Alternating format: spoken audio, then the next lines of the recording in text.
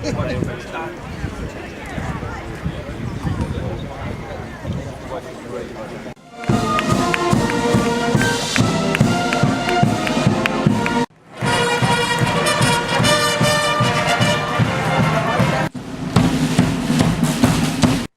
freedom, granted by Shrewsbury Town Council and has been previously awarded to King's Shropshire Light Infantry and the Light Infantry predecessors to your present regiment.